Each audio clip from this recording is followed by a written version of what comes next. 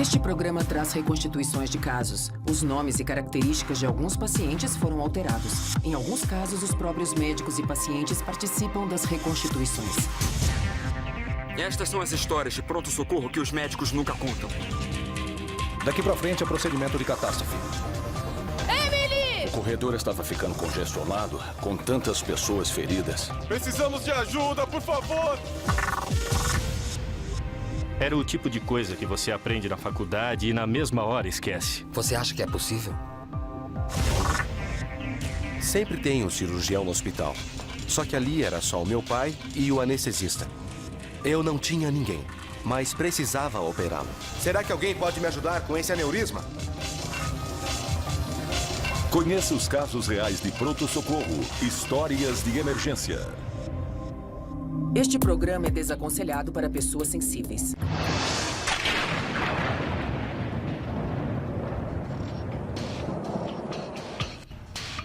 O hospital onde trabalha o cirurgião-chefe J. Christopher Carey está na rota do tornado Alley. Cadê todo mundo? Na sala de estar. Acabamos de saber do tornado. Os tornados são muito comuns aqui em Oklahoma. Onde? Convivemos com esse medo o tempo todo. São coisas que estão fora do nosso controle. Só podemos fazer o melhor possível. Se perguntarem, estou na sala de estar. O Dr. J. Christopher Carey trabalha com alguns colegas de sua equipe há mais de 20 anos. E são muito mais do que simples colegas. Um tornado categoria 5 deve chegar por volta das 4 horas e 45 minutos. O anestesista Martin Lopes já testemunhou vários tornados. 4h45, é daqui 5 minutos. Aos 17 anos, comecei a trabalhar nesse hospital como ajudante. E fui subindo. Antes de fazer a faculdade, era instrumentador. Que bom que você está aqui. Baseado em sua experiência, ele sabe o que cada profissional significa para o hospital. Podemos ver que estão caindo blocos enormes de granizo. Vai ser uma tempestade terrível. Protejam-se como puderem.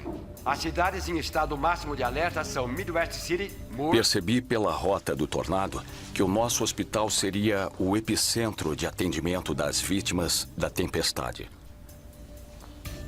Puxa, pela provável rota de tempestade, ela vem direto para o sul de Oklahoma. Temos que nos preparar. As vítimas vão vir para cá. Pessoal, atenção. Daqui pra frente é procedimento de catástrofe. Emma, dê o alerta de emergência. Deixe todos os pacientes que não são urgentes no corredor. Quero a traumatologia preparada. Onde você vai, Chris? Ver o tamanho do estrago. Vou pedir para as telefonistas priorizarem os chamados de emergência. Sempre fazemos treinamentos para emergências, mas é uma daquelas coisas que você nunca pratica o bastante. Quando olhei para fora, vi aquela nuvem vindo. Parecia uma parede escura. Para o Dr. Greg Moran, não existe dia normal no PS. Todo dia a gente vê uma coisa diferente na área de emergência. Mas tem também muito caso comum que acontece todo dia. Quando temos um diagnóstico de um caso que só acontece uma vez na vida, algo que nunca vimos antes e não vamos ver de novo, com certeza não dá para esquecer. O que tem pra mim hoje? Tô confuso. Um garoto de 2 anos com muita dor nas pernas. Não fica em pé sozinho. E não para de chorar. Extremamente sensível ao toque. Um jovem casal trouxe o garotinho, filho deles, dizendo que ele não conseguia andar. Austin Self, de 2 anos, foi levado ao PS por seus pais, Darren Self e Tara. A única coisa que ele sabe é que o garoto sente dor ao andar. Sou o Dr. Moran. Já devem conhecer o residente da pediatria, o Dr. Bomani. Já levaram Austin ao pediatra dele para ver essa dor que ele sente? Perguntamos aos pais se ele costumava se machucar sozinho. Eles disseram que nunca tinham percebido nada. Aos poucos tinha começado a reclamar e já não conseguia mais andar. É diferente ter crianças na área de emergência. Com um adulto você pode conversar. Com um garoto de 2 anos, não. Tem que lidar com a coisa de outra forma. Tem que brincar e prender a atenção da criança. Vou contar uma coisa. Sabe o que é este negócio aqui? É o meu procura-batatas especial. Vou usá-lo para olhar dentro da sua orelha e ver se acho alguma batata aí. Olha só, acho que eu vi umas 2. Com certeza tem mais 2 ali. Sabe o que mais? Vou olhar na sua boca também. Sabe dar risada? Mostra os dentes pra mim. Que grandões. Eu sabia que ele reclamava de dor nas pernas e que não podia andar. Mas examinei a cabeça, a boca e vi que os dentes e as gengivas não estavam normais. Parecia que não estavam se desenvolvendo direito. Dê uma olhada, Dr. Bomani. Sangramento nas gengivas e também alguns abscessos. Você tem razão. Vamos examinar as suas pernas.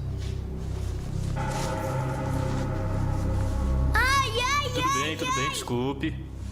Papai, pegue o Austin, vamos colocá-lo no chão e ver se ele pode dar uns passos.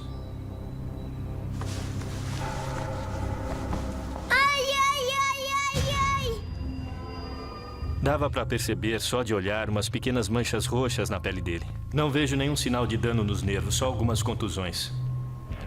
Mas o que está acontecendo? Por que ele chora tanto? Ainda não dá para saber. Temos que fazer alguns exames e, quando tivermos outras informações, voltamos a conversar. Dr. Bomani, pode me acompanhar? Mas a preocupação do Dr. Morgan não é com uma possível doença. O que foi? Bom, vou pedir um exame completo, sangue, radiografia, tudo. Mas acho que temos que falar com a assistente social. Acha que estão machucando a criança de propósito? Não podemos eliminar essa possibilidade.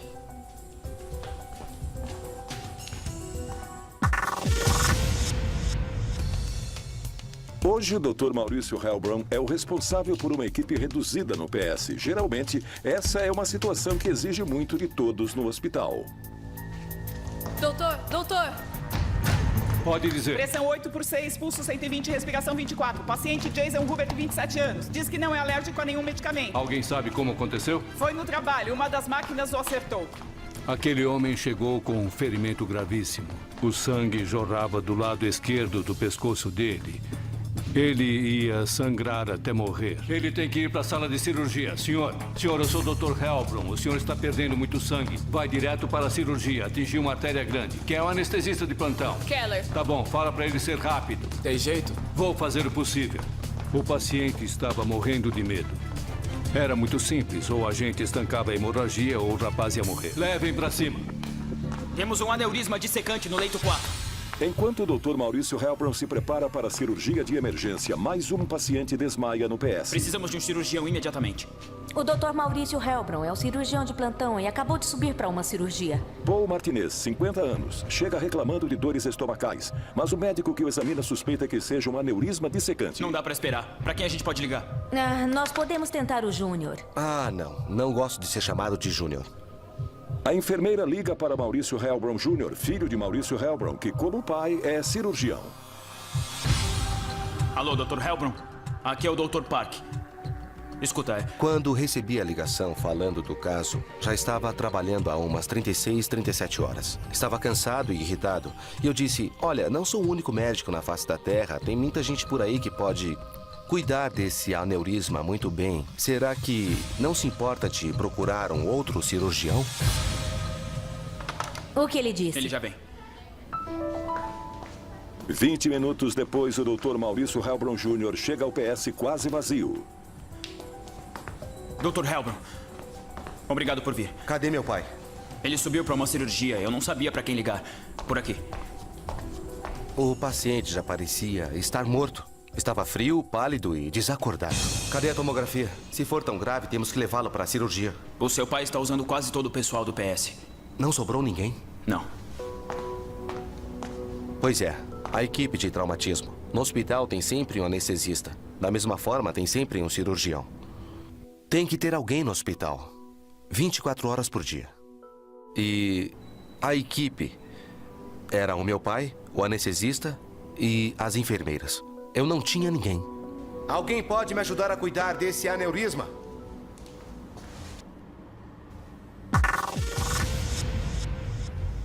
Os doutores J. Christopher Carey e Martin Lopes preparam o hospital de Oklahoma para a fúria da natureza. O tornado está em forma de funil. Um enorme tornado classe 5 passa pela cidadezinha de Moore, destruindo tudo no caminho. Das casas, só ficam as fundações.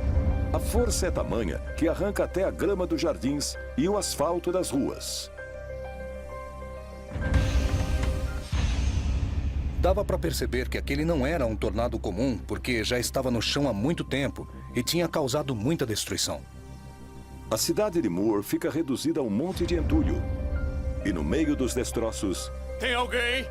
Julie Rakestraw, 32 anos, luta para sobreviver. Calma, tudo bem. Alguém vai vir nos buscar.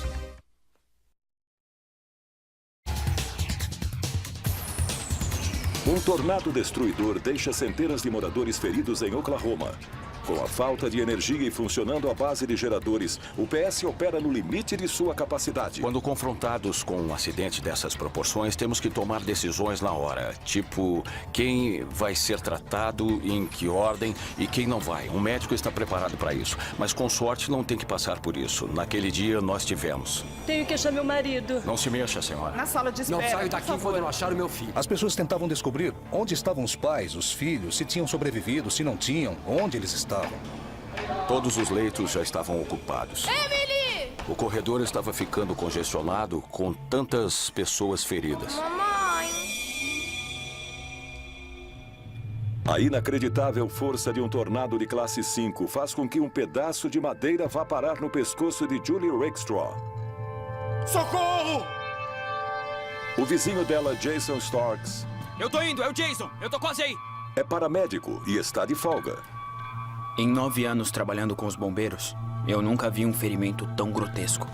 Você pode ajudar? Eu fiquei surpreso de encontrá-la naquele estado e ainda viva. Presta atenção, é perigoso demais fazer alguma coisa aqui. Ela tem que ir pro hospital o mais rápido possível. Dá as mãos pra mim. Tenta ficar nessa posição, assim.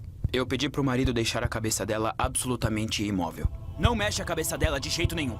Eu enrolei a gaze várias vezes em volta da cabeça dela, mas deixei o pescoço livre. Deixa a cabeça dela imóvel. Eu vim ajudar. O que eu... Oh, meu Deus! Michelle, traz Ela o carro tá bem? aqui. Traz o carro até aqui. Já era. O tornado deve ter levado embora. Pede ajuda pra alguém, pode ser qualquer pessoa. 2 caras vinham vindo num caminhão e eu pedi pra minha mulher pará-los. Não esquece que tem que segurar a cabeça dela do jeito que eu falei. Eu achava, sinceramente, que ela ia morrer. Vai ficar tudo bem. Vai dar tudo certo. Por que um garoto de 2 anos para de andar? Dá pra apressar? Esse problema, mais o sangramento nas gengivas, a dor nas pernas e as contusões nos braços, deixam o Dr. Greg Moran confuso. Ele não andava, não dava um passo, não conseguia nem ficar em pé sozinho. Precisamos fazer mais alguns exames para saber o que está acontecendo. Vamos coletar algumas amostras do sangue dele agora mesmo. Ai! Tudo bem? Pronto, Austin, já acabou. Você foi muito valente. Olha só. Agora você tem um curativo bem legal. Mas o Dr. Greg Moran não exclui a possibilidade de maus tratos. Vamos fazer os exames agora e avisamos assim que os resultados chegarem, tudo bem? Ótimo. Àquela altura eu já tinha examinado o garoto, feito os exames, sabia que ele sentia dores, que não conseguia andar e ainda por cima tinha um sangramento nas gengivas.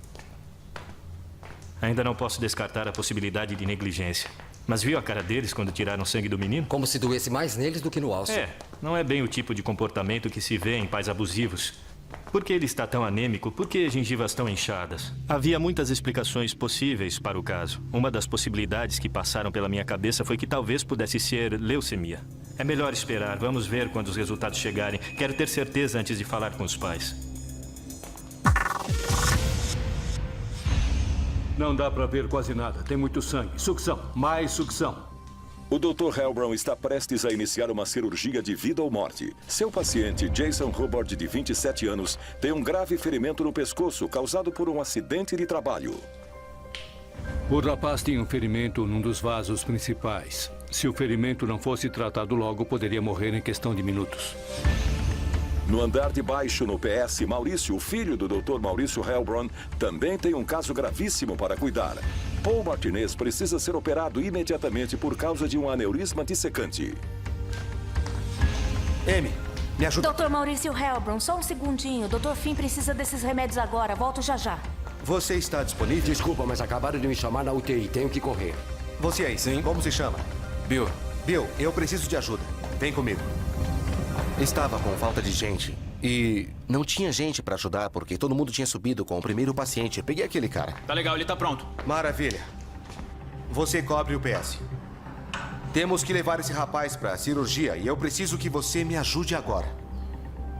Mas sou só um voluntário aqui no hospital. É, mas tem 2 mãos e é só disso que eu preciso. Agora me ajude a levar o paciente. Anda, vamos logo. Eu sabia que tinha que levá-lo imediatamente. Eu não sabia o que ia fazer quando chegasse lá em cima, mas não podia tratar dele no PS. Respiração manual. Sabe como é? Vai ter que fazê-lo respirar. Até quando? Até eu pedir para parar. Chegamos à sala de cirurgia, mas não tinha ninguém para ajudar. Sabe como é? No meio da noite, a equipe é reduzida. Só tem um profissional de cada área que geralmente dá conta de tudo. Vamos, pode abaixar. Vamos lá. Dá conta de um caso, mas não de 2. Quando eu falar 3. Falar 3 pra quê? Tá, no 3. A gente passa ele pra mesa. Seguramos o corpo como pudemos, depois eu contei até 3 e começamos a transferi-lo pra mesa de cirurgia. 1, 2, 3. Segura a cabeça. Não foi a coisa mais elegante, tivemos que arrumar melhor os pés dele. Pronto, você vai me deixar aqui sozinho com ele? Continue a respiração. Eu vou buscar alguém pra ajudar. Está indo muito bem.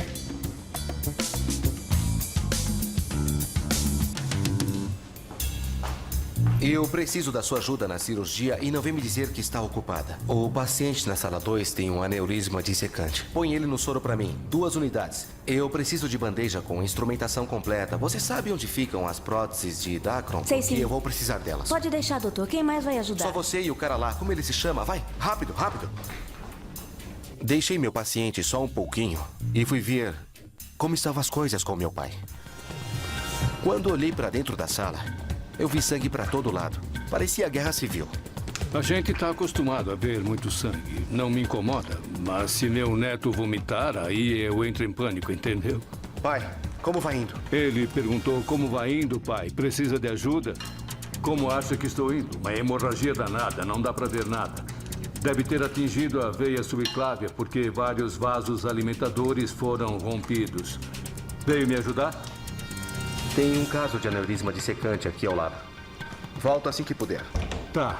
Obrigado, filho.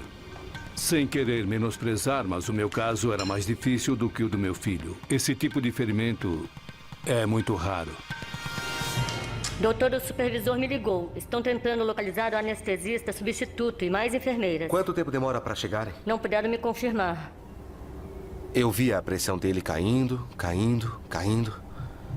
Eu preciso começar a cirurgia agora. Sem anestesia? Já vi como faz na TV. Aí fiquei pensando se poderia operar sem anestesia. Eu tinha que fazer alguma coisa. Tinha que estancar a hemorragia e tinha 2 segundos, nada mais, para tomar uma decisão. Pressão 6,8 por 4 e caindo. Aquele era o limite do ser humano. Eu fiquei olhando para ele como se pedisse desculpas.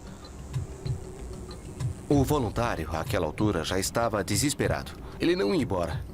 Bom, tem que fazer o possível para salvar uma vida. Os pais de Austin, de 2 anos, estão torcendo para que o Dr. Moran consiga descobrir por que o filho deles parou de andar. O que você tem aí para me mostrar? Não havia nenhum sinal de fratura, nenhum sinal de ferimentos. Mas notamos que as placas de crescimento dos ossos longos do garoto eram anormais. Certo. Recebemos alguns dos resultados. Quero mostrar para vocês a radiografia que recebi.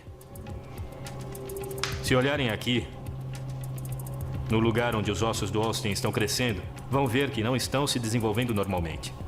Não entendo. É por isso que o Austin não anda? A gente imagina que seja algo relacionado a isso. Com licença, Dr. Moran. Obrigado. Bom, a contagem branca está normal. Isso é bom, porque significa que não tem leucemia nem nenhuma infecção grave. Mas olhem isto aqui.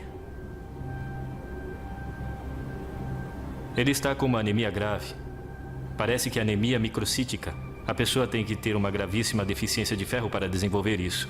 Nós dois olhamos os resultados dos testes e percebemos que tinha algo ali muito fora dos padrões que talvez explicasse aquele caso e que não tinha nada a ver com os problemas que vemos em crianças que se recusam a andar nessa idade. Me falem sobre a dieta dele. Ele come aveia. Ele come até bastante. Certo. E o que mais? Nada mais. Mas só aveia? Já tentamos oferecer outras coisas, mas ele não parava de chorar. A única coisa que come é aveia. Às vezes a gente coloca um pouco de açúcar. Certo. É tão ruim assim?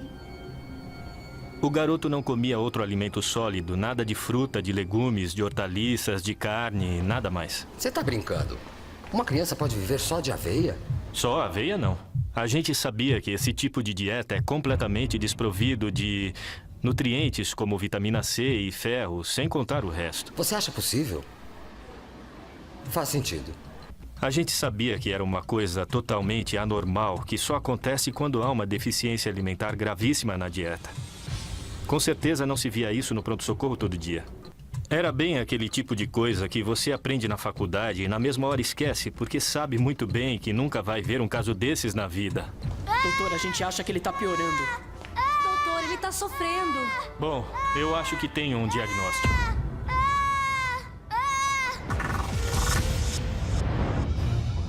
A passagem de um forte tornado destrói uma cidadezinha do sul de Oklahoma. A maioria dos feridos é levada para o Centro Médico Southwest. O PS parece uma zona de guerra, operando com geradores e transbordando de pacientes. Preciso de uma radiografia.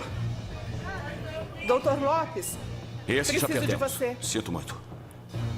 Havia uma mulher com um objeto espetado na cabeça. Ai, meu Deus. Dava pra ver que era um pedaço de madeira de cerca. Uma visão perturbadora. Calma, calma, calma. Abra o caminho. 3. Ai, caramba!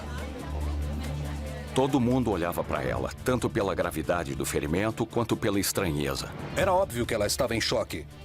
Ainda assim, continuava consciente e lúcida. O nome dela é Julie. Julie? Abram caminho, por favor, por favor. Precisamos passar. Vamos, vamos. Calma, calma. Não! Calma, pessoal. Por aqui. Na hora de transferir, a prancha não pode se mover 1 milímetro. Não sabemos ainda o que é. O problema era movê-la. Não queríamos que aquilo se deslocasse, que saísse do lugar. É uma região muito irrigada. A artéria carótida, a veia jugular, todas passam por essa área. Ao cuidar de um traumatismo, o mais importante, o que vem em primeiro lugar, são as vias aéreas. Era delas que tínhamos que cuidar. Se nós não pudéssemos manter o paciente respirando, nada mais importaria. Segura firme. Respira fundo. Tenta respirar. Não. Põe a cama do jeito que estava. Não dá pra respirar assim. Se a colocássemos sentada ou deitada, a língua dela podia enrolar, as vias aéreas ficariam obstruídas e ela poderia sufocar até morrer. Ouve o barulho da respiração? Rápida. Preciso de um laringoscópio e 3 lâminas. Estão todas em uso. Não quero saber. Encontre uma, limpe uma, traga uma agora. Conforme o tempo passava, víamos a saturação dela baixar cada vez mais. 2 unidades grandes de soro, uma de cada lado. Vai, rápido. A saturação está em 80 e caindo, doutor. Quando a saturação cai, aumenta a possibilidade de que ocorram problemas como dano cerebral ou falência de órgãos importantes. Vamos lá, traz o soro. Ela podia estar com uma tremenda infecção. Toda aquela situação fazia com que as chances dela sobreviver fossem mínimas. Estamos perdendo a paciente. Preciso de ajuda. Tragam o que eu pedi agora. Este programa traz reconstituições de casos. Os nomes e características de alguns pacientes foram alterados. Este programa é desaconselhado para pessoas sensíveis. Preciso cortar o osso. Preciso de uma serra. Jason Hubbard está com uma séria hemorragia provocada por um acidente de trabalho. O Dr. Helbron tenta desesperadamente estancar a hemorragia de Jason. Era muito difícil conseguir ver a veia porque ela ficava bem embaixo da clavícula que estava quebrada.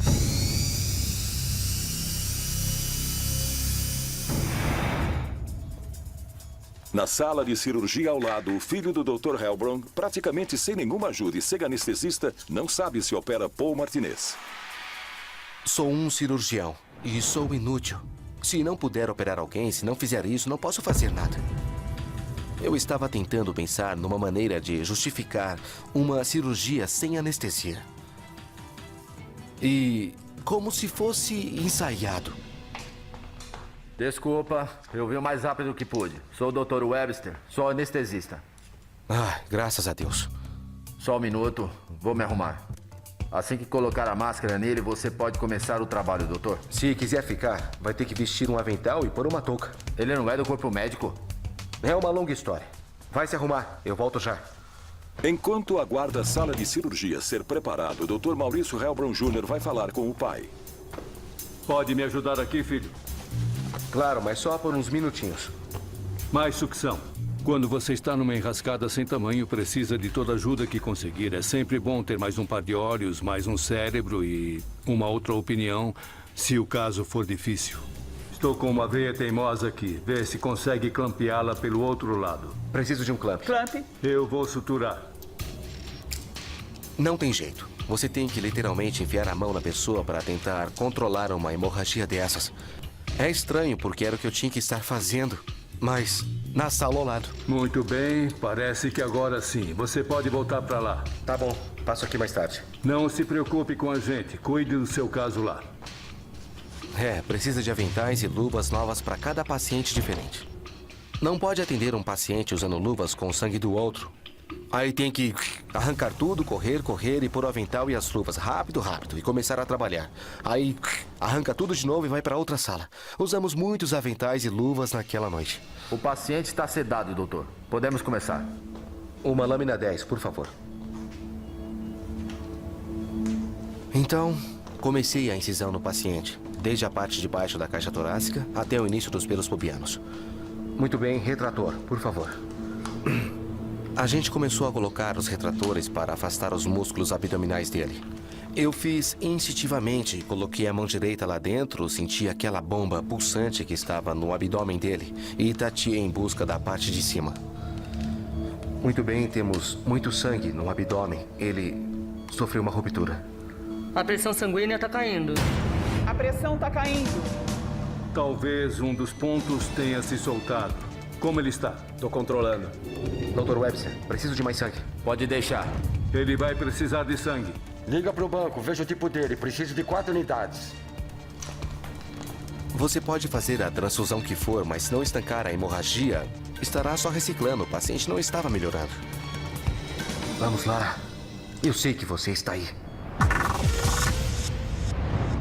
Uma cidade no sul de Oklahoma é destruída por um forte tornado. A maioria dos feridos é levada para o Centro Médico Southwest. Mas o ferimento mais chocante é o de Julie Rakestraw. Você está no hospital. Somos os médicos em... O Dr. J. Christopher Carey e o Dr. Martin Lopes estão lutando para que ela continue respirando, mas são forçados a fazê-lo sob a fraca luz dos geradores de emergência. Tô passando, cuidado! A saturação está em 80 e caindo, doutor. Quer dizer? O senhor vai ter que esperar lá fora. Precisamos de todo o espaço aqui. Vamos falar com o senhor assim que for possível. O senhor não pode ficar aqui. Tá. Preparem-se para a hemorragia, preparem-se para a Cadê hemorragia. o carro da emergência? Alguém ajude aqui, por favor. Tô chegando. Achei um carrinho. Obrigado, Emma. Rápido. Vamos nos preparar. Deixa eu passar, dá licença. De cara, ficou muito claro que teríamos que fazer uma intervenção para tentar proteger as vias aéreas dela, sendo que a mais simples seria simplesmente inserir um tubo respiratório. Estava tentando examinar a boca do laringoscópio, mas nada estava como devia. Chris, não dá para ver nada reconhecível. Tá um horror. A pressão do pedaço de madeira no pescoço dela tinha deslocado todas as estruturas anatômicas, o que criava um problema pra gente. Pode doer um pouco, desculpa. Temos que manter suas vias aéreas abertas. Segura isto aqui pra mim. Tivemos que passar por plano B para tentar salvá-la. Colocamos uma via aérea oral, que é um dispositivo plástico, para evitar que a língua dela enrolasse. Colocamos uma máscara para tentar forçar algum oxigênio para dentro dela. Tudo isso a gente conseguiu com muita dificuldade. Não tinha mais o que fazer. Tínhamos que retirar aquele objeto. Não podemos fazer tráqueo, não podemos entubar. Vamos ter que colocar a prancha ali. Aqui? Precisamos de uma sala de cirurgia. Ela vai morrer. Não tínhamos tempo para esperar por outros dispositivos. Tínhamos que começar a extração do objeto para tentar salvar a vida daquela mulher. Não temos escolha. Se não extrairmos, ela vai sufocar. Sabíamos que se fizéssemos a extração, corríamos o risco de aumentar ainda mais a hemorragia. O problema é que se você não controla a via aérea, o resto não importa. Não tire os olhos daqueles monitores. Pode deixar. Vamos lá. Pessoal, vamos precisar de uma bandeja cirúrgica, sucção e também de uma pilha de esponjas. A sucção está pronta. Trouxe as esponjas? Nós dois ficamos surpresos com a dificuldade que tivemos para extrair o objeto. No final, já que a saturação de oxigênio da paciente continuava a cair e os sinais dos órgãos vitais pioravam, Ainda 75%. não tivemos outra opção a não ser segurar firmemente sua cabeça e seus ombros e tentar arrancar aquilo. Vamos firmar sua cabeça, tá bom? Vai, pode puxar com força. Saturação Vamos a lá, vai 74%. Tá saindo? Tá se mexendo? Não. Vai ter que tentar outra coisa. Frank, vem até Tá aqui, indo ajuda bem. a gente. Vamos arranjar alguma contratração. 74% e caindo. Vai doer um pouco, aguenta firme. E o Dr. Carey, com as duas mãos, fazendo muita força, puxou. Tá saindo, tá saindo. Conforme aquilo saía, fazia um barulho de sucção, como quando você tira o pé que ficou entalado na lama. Você sempre prevê o pior, é o que a gente aprende. O Dr. Greg Moran acaba de fazer um diagnóstico raríssimo. Já ouviram falar de escorbuto? Escorbuto? É praticamente uma doença desconhecida em países desenvolvidos, onde as pessoas têm um nível razoável de nutrição. Escorbuto é uma doença causada pela extrema deficiência de vitamina C no corpo. Quando você pensa em escorbuto, imagina aqueles piratas de séculos atrás. Era uma coisa que eu jamais pensei que fosse ver na minha vida. E, de repente, eu tinha todas as evidências ali. Explicava as anormalidades nas radiografias, as anomalias nos ossos eram muito características. Senhor e senhora Self, essa é a senhora Alvino. Ela é a assistente social. Eu não tô entendendo. A gente fez algo errado? Não, tá tudo bem. Eu só quero conversar com vocês sobre a vida doméstica do Austin. Não é que eles fossem abusivos ou negligentes, eles não sabiam nada. E se ele se recusar a comer? Vocês são os pais. Tem que definir regras. Se o Austin chorar só porque não quer comer brócolis, o que fazer? Se eu deixasse, meus filhos só comeriam doce. Vocês ditam as regras, não ele. Eles acreditavam mesmo que estavam fazendo o melhor que podiam pelo filho deles. O que a gente fez? Felizmente, sabemos que essa deficiência de vitamina C, o escorbuto, responde super bem ao tratamento. Era só a gente começar a ministrar a vitamina C e o garoto melhoraria bem rapidamente. Mas o melhor de tudo é que nos primeiros dias o Austin vai poder usar esse carro legal. Uau! Dá uma olhada. Na sociedade moderna, a gente não pensa muito na alimentação, nem considera as deficiências nutricionais, porque felizmente são muito raras se a pessoa tiver uma dieta balanceada. Aquele caso mostrou o quanto isso é importante. Muito obrigado, doutor. Obrigada. Obrigado. Depois de alguns dias e grandes doses de vitaminas, Austin volta para fazer um exame. E como anda o meu paciente? Austin, volta aqui agora! No fim do dia, você se sente como um médico que descobriu algo que talvez um outro médico não descobrisse. Isso é muito recompensador. Assim mesmo. O Dr. J. Christopher Carey e o Dr. Martin Lopes removem o pedaço de madeira do pescoço de Julie Rakestraw. Respiração manual. Vai, rápido. É a única forma de salvar a vida dela, mas talvez possa matá-la. O Dr. Christopher Carey e eu não ficamos surpresos com o fato da hemorragia ter aumentado rapidamente, porque as terminações dos vasos que foram cortadas agora estavam expostas. Preciso encontrar a fonte, preciso de uma lente. Tudo bem.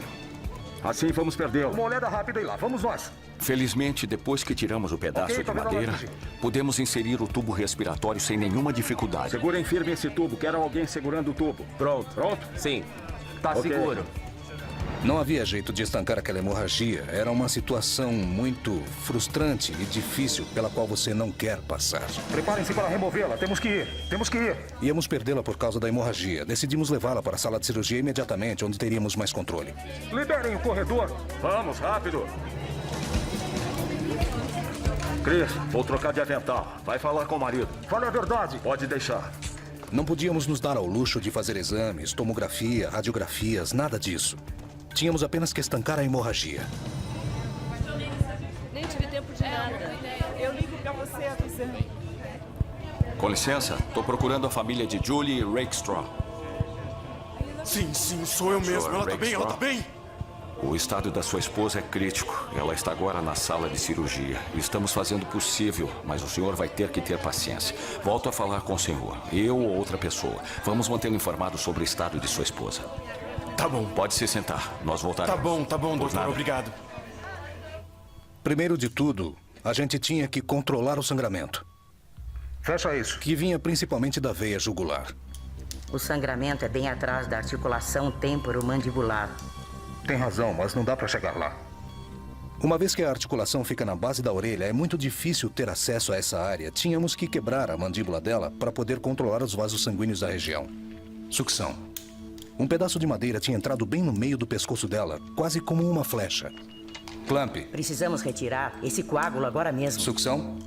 Danificou tanto as artérias da carótida externa como da interna, onde havia também se formado um coágulo. É uma descoberta terrível. A artéria carótida fornece oxigênio para o cérebro, o que significa que o fluxo que vai para o cérebro de Julie está bloqueado. Tô muito preocupada com o lado direito do cérebro dela, Chris. Quanto mais tempo o cérebro ficasse sem oxigênio, mais provável que houvesse danos irreversíveis. Eu já começava a achar que acabaríamos operando uma paciente com morte cerebral. Meu medo era ter feito tudo aquilo em vão. Talvez ela até acabasse com uma lesão cerebral grave, mas tínhamos que tentar de tudo. A única coisa que nos restava fazer naquela hora era levar o fluxo de sangue para o cérebro dela e ver qual seria o resultado final. Energia elétrica voltou, mas foi uma noite difícil para o Dr. J. Christopher Carey e toda a equipe de traumatologia do Centro Médico Southwest. Dr. Carey. Oi, Steve. Você não dormiu ainda, não? Não. Fiquei até às 4 ou 5 da manhã cuidando dos pacientes. Só para ter certeza que estava tudo bem com eles. Eu também não dormi. Não parava de ter pesadelos com aquela mulher com um pedaço de madeira no pescoço. Ao sofrer as consequências do catastrófico tornado, Julie Rakestraw luta para viver. Fizemos tudo aquilo sem saber se ela sobreviveria, sem saber se iria se transformar no vegetal por causa das complicações. Era um lance meio assustador. Vou dar uma olhada nela. Faz um favor, me mantenha informada, pode ser? Claro. O vizinho de Julie, Jason Starks, também passou a noite em claro. Eu fui até o hospital esperando que ela tivesse sobrevivido, mas eu sabia que era difícil. A paciente se chama Julie Rakestraw. Como se soletra? R-A-K. Eles me disseram que ela estava na UTI. À esquerda, toma o elevador que vai pro 7º andar. Obrigado. Eu fiquei surpreso ao saber que ela estava viva. O Dr. Martin Lopes também verifica o estado de Julie. Ela ainda está inconsciente, mas seu estado é estável. Oi? Oi, Chris. Oi, doutor. E a nossa paciente? Como ela está? Bom, continuamos a observá-lo. Os sinais vitais estão estáveis. Ainda estamos esperando para ver como ela está neurologicamente. Julie. Hey. Pode ser que ela não o reconheça. Não se assuste. Tudo bem, converso com ela. Percebemos sinais de AVC, como a incapacidade de mover um dos lados do corpo. Consegue mexer os dedos? Ela estava começando a mexer as pernas e os braços, e soubemos então que sua capacidade motora estava intacta. Uma notícia excelente. Jason, pode entrar. Doutores, esse é Jason Starks, nosso vizinho. Foi ele que a salvou. Ele salvou a vida dela. Oi. Olha, Julie, quer escrever? Toma. Julie não pode falar por causa do tubo respiratório, mas tem muito a dizer.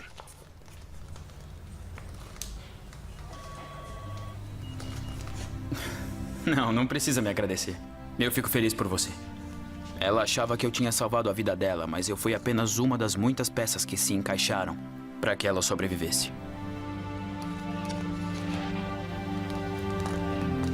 Para mim, a força de vontade daquela mulher de se superar, sobreviver, foi extraordinário. Não precisa agradecer a gente, não. Você está aqui, é o que importa. É inacreditável que alguém que tenha sofrido uma lesão tão grave tenha conseguido sobreviver. Pois é, querida, você vai ficar boa. Vai dar tudo certo. Um nervo do rosto de Julie é afetado, mas ela consegue sobreviver. Mamãe, a gente comprou sorvete porque o papai disse que você não podia comer nada que não fosse mole. Quando ela teve alta do hospital, era óbvio que queria voltar para sua família. Era como ver um filho entrar na faculdade. Você sente que fez o que podia e agora ela estava livre para voar sozinha. Tchau. Foi muito gratificante ver um caso bem-sucedido num dia tão difícil. Parabéns.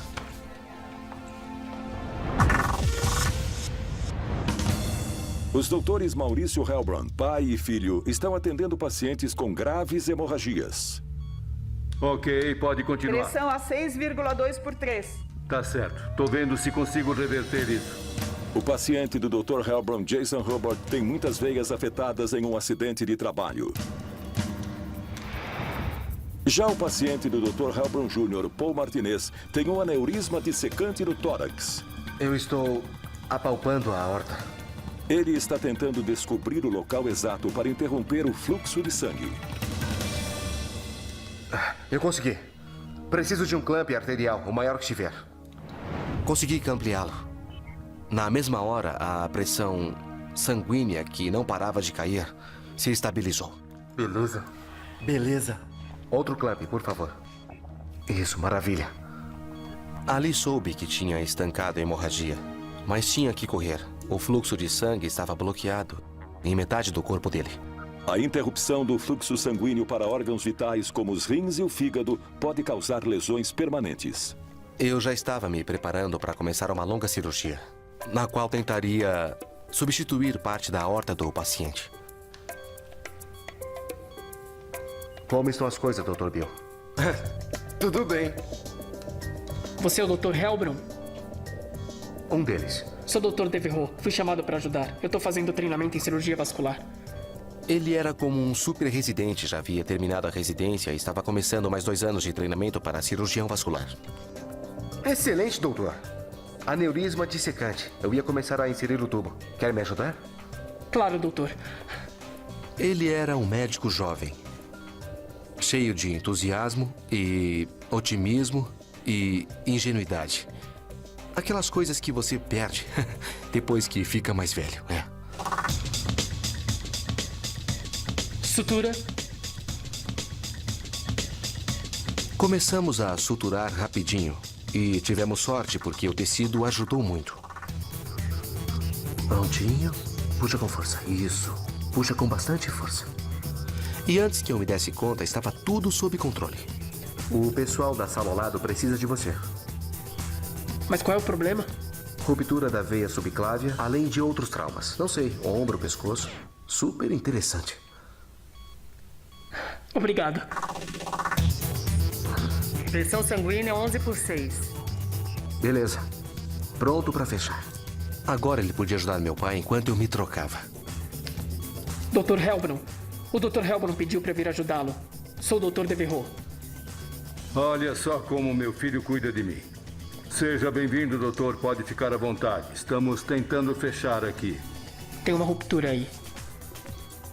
Pronto. E tem outra ali também. Fizemos 2 cirurgias grandes com 3 médicos.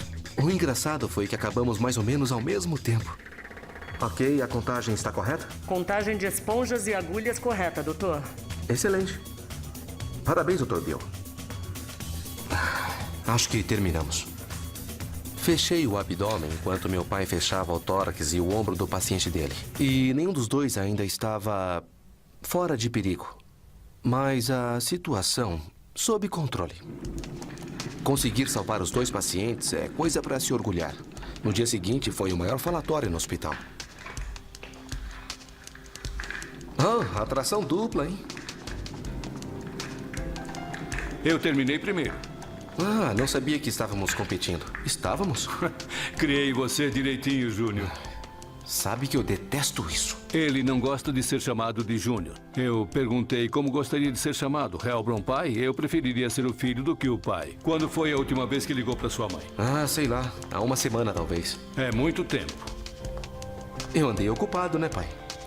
Vamos lá, ursinho. Eu te compro um sundae com cauda dupla. Ele inventou essa agora. Ele é o ursão e, consequentemente, eu sou o ursinho. Então, eu não sei se gosto muito da ideia. Vocês não têm ideia do que é ter orgulho do filho, porque ele salvou a vida de alguém. Porque ele é um bom cirurgião. Eu e meu pai, salvando vidas. Que demais. Versão brasileira Tempo Filmes, São Paulo.